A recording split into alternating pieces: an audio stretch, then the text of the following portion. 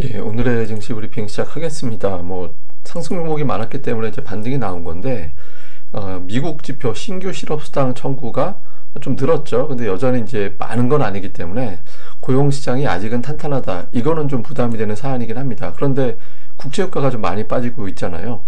9월 이후에 원래 미국은 전통적으로 휘발유 수요가 줄어들 때거든요. 그러니까 8월까지가 피크고 9월 이후부터는 이 휘발유 수요가 줄어들게 되는데, 최근에 좀 주목해 볼 만한 거는 4주간 평균 휘발유 공급이 5% 정도 줄었다고 하거든요. 근데 공급이 줄었음에도 불구하고 재고는 큰 폭으로 증가했다. 그러니까 휘발유 수요가 그만큼 줄어들었다라는 거예요. 그러니까 워낙 비싸니까, 기름값이 비싸니까 사람들이 휘발유를 안 넣기 시작한다. 그러니까 이렇게 이제 해석이 되는 거죠. 그래서 고유가 때문에 수요가 감소되는 걸로 해석이 돼서 유가가 쉽게 올라가긴 어렵다. 이런 주장들이 있습니다. 근데 반면에 이제 RBC 같은 데서는 더 빠지면 이제 오펙이 나서긴 할 거다, 이런 주장이 나오긴 했는데, RBC에서 주장하는 것도 한 70달러대로 내려가면 행동에 나설 거다라는 거거든요. 근데 어쨌든 지금 수요가 줄어드는 걸 눈으로 봤기 때문에 국제유가가 이전 고점을 넘어가기는 어렵지 않나? 그러면 인플레이션 요인이 조금 진정되는 건가? 이런 기대감이 매수를 좀 유발을 했고요.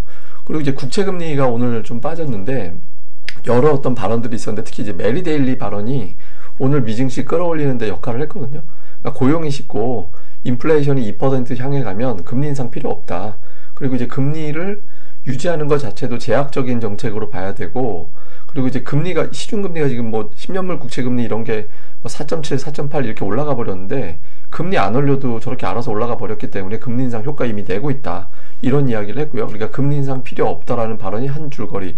또 하나는 경기 악화 징후는 아직까지는 없다. 그러니까 경기 침체 걱정도 최근에 조정 요인 중에 하나였는데, 이 발언도 했죠. 그리고 이제 토마스 바키는 이제 최근에 채권 발행이 증가돼서 이제 금리가 올라가는데, 정책 금리 인상 여부는 추가적인 어떤 조치를 먼저 하는 거는 이제 지표를 보면서 가늠해야 될 것 같다. 근데 어쨌든 둘 다 금리 올리겠다는 얘기를 안 했거든요. 그래서 이런 부분들이 금리 상승세를 조금 주춤하게 만드는 요인이 됐죠. 닉 티밀하우스, 유명한 어떤 연준의 대변인으로 불리우는 기자잖아요. 이 사람은 채권 금리가 올라가면 기준금리를 높일 필요가 없다라는 연준의 인식을 보여준 대목이다. 이렇게 이제 평가가 돼서 오늘 국채금리가 이제 오늘 같은, 사실 올라간 거에 비하면 이 정도 빠진 건 빠진 게 아닌데, 어쨌든 4.7%대로 좀 내려오다 보니까 투자자들이 매수할 공간을 조금 찾은 거다. 이렇게 보시면 될 것 같습니다.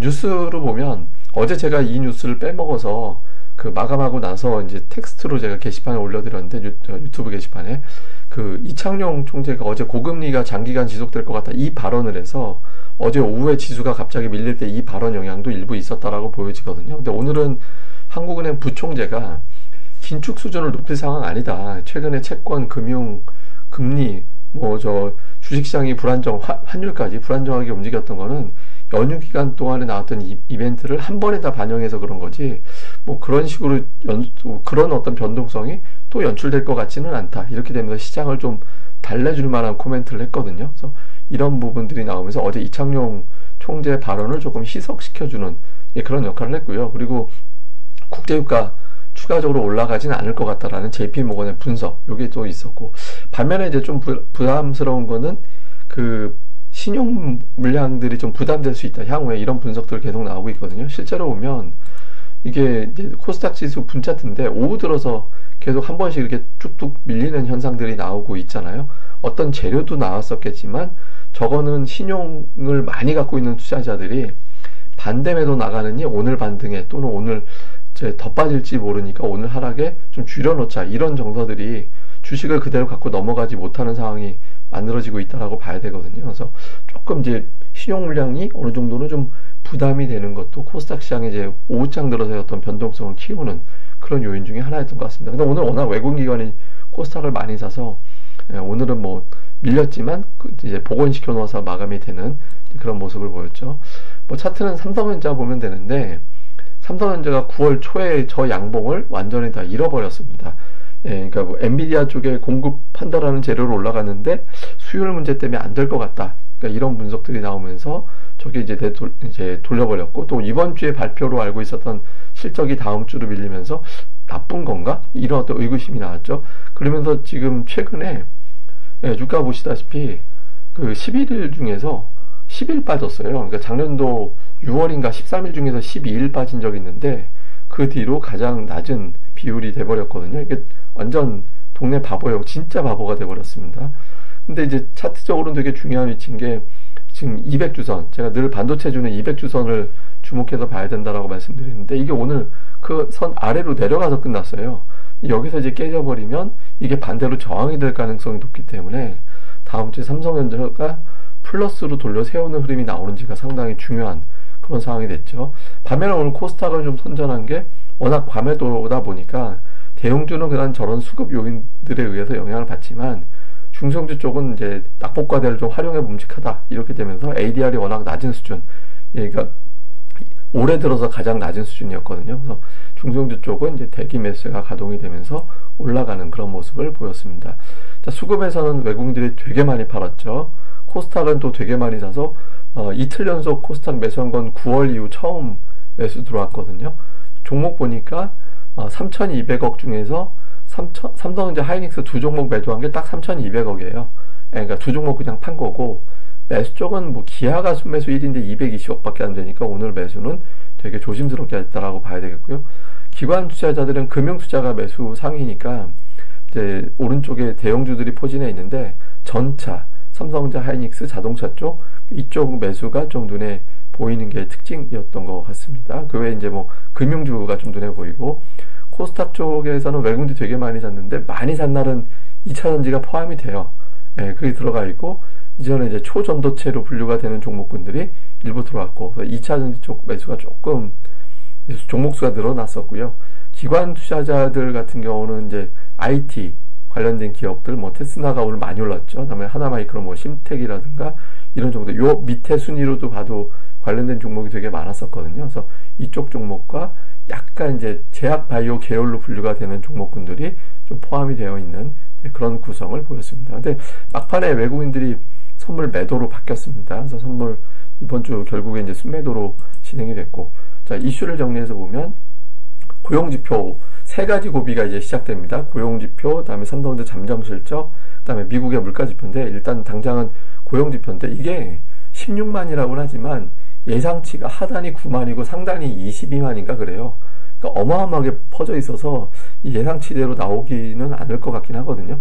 실업률 3.7%, 시간당 임금 전월 대비 0.3, 전년 대비 4.3 이 정도 보여지는데, 고용지표 이후에 이제 금리 반응이 어떻게 될 거냐, 요거 비슷하게만 나와줘도 그나마 다행입니다. 그래서 요게 이제 너무 부진하게 나오면 또 경기 침체 얘기 나올 수 있어서 이거보다 살짝 부진하게 나오는 게 좋죠. 다음에 이제 미국의 거래대금 증가를 제가 말씀드리는 건, 최근에 이제 제로데이 옵션 거래 비중이 높아져가지고 거래대금이 줄어들면 줄어들수록 단타 옵션의 영향력이 너무 커진다라는 거예요. 그래서 그러니까 미국의 어떤 거래대금이 증가되고 빅테크가 좀 세게 움직여서 저런 제로데이 옵션을 이제 무산시켜버리거나 아니면 아예 그냥 콜 쪽으로 몰아가거나 이런 움직임이 나와줘야 되잖아요. 근데 지금 거래대금이 줄어들면 지수가 방향을 못 잡고 변동성만 나오게 되는 수급 구도가 되어 있거든요. 그래서 미국의 거래대금 구조, 그다음에 수급 문제인데 이거는 제가 잠시 후에 차트로도 설명드리겠습니다. 그리고 오늘 특징적으로 뭐 제약, 게임, 양자 컴퓨터, 뭐 금융, 기타 등등 있었는데, 뭐 오늘은 올라간 종목이 워낙 많았기 때문에 특징주로 분류하기에는 조금 어중간한 것 같습니다. 제가 이제 대형주 발목 잡는 수급이라고 말씀을 드렸는데, 그 외국인들이 코스피 11일 연속 매도하고 있고요. 선물도 지금 계속 매도하고 있거든요. 여기서 이제 시나리오로 생각할 수 있는 게 1번은 선물 환매수 이후에 지수가 반등하는 거. 지금 6만 5천 계약 정도 매도가 쌓여 있잖아요. 그러니까 이 상태면 하락 쪽으로 6조 원을 베팅해 놓은 거니까 이게 이제 올라가기가 현실적으로 좀 어렵죠. 근데 이제 올해 8월에 한번 보시면 이렇게 6만 계약 이때 냈다가 이게 돌아서면서 지수가 올라섰었거든요. 이게 1번 시나리오. 외국인 투자자들이 선물 매도 풀고 요 정도, 이게 한 100포인트 정도 반등 나온 거였거든요. 그래서 이런 어떤 그림으로 갈 거냐.